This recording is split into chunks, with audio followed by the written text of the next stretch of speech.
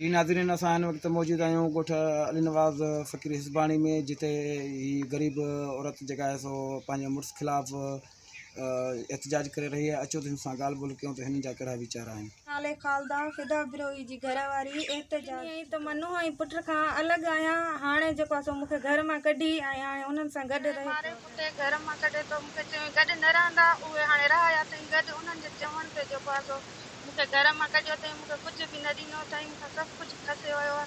मूंखे मौत मार धमकियूं बि ॾिए थो, मूंखे बुटा बि ॾिए थो, मूंखे मारे थो, कुटे थो ऐं जेको आहे सो चए थो हाणे मुंहिंजो तलाक अथई। हाणे घर मां मुंहिंजे मां निकिरी वई, मूंखे नथी खपे। जे नाले करणु चाहे थो, जंहिंजे करे मूंखे घर मां ॾिनी हुई त मां तोखे ॾींदमि सभु कुझु, पर मूंखे आई जी सिंध SP ख़ैरपुर खे मां अपील थी कयां त मूंसां इंसाफ़ कयो। नाज़रीन, तव्हां ॻाल्हि ॿोल ॿुधी। ही खालदा जेको आहे सो ज़ाल आहे फिदा हुसैन बिरोही जी, जंहिं एहतजाज करे ॿुधायो त फिदा हुसैन बिरोही ऑन ड्यूटी आहे पीरगोठ में, जेको मूंखे पंहिंजे पुट ऐं नुंहुं जे चवण ते मूंखे मार कुट करे थो ऐं मूंखे घर मां कढी छॾियो अथई। ऐं जंहिं लिखत करे बि ॾिनी हुई त जेको आहे सो मां तोखे ख़र्चु हर शइ ॾींदुमि कंदुमि, बहरहाल जेको आहे सो कुझु बि मूंखे कोन थो ॾिए ऐं हिन मूंखे घर मां कढी छॾियो आहे। हिन वक़्तु मां पंहिंजे माइटनि वटि आहियां। कैमरा टीम सां गॾु इरशाद बालाजी, K2K न्यूज़, फैज़गंज।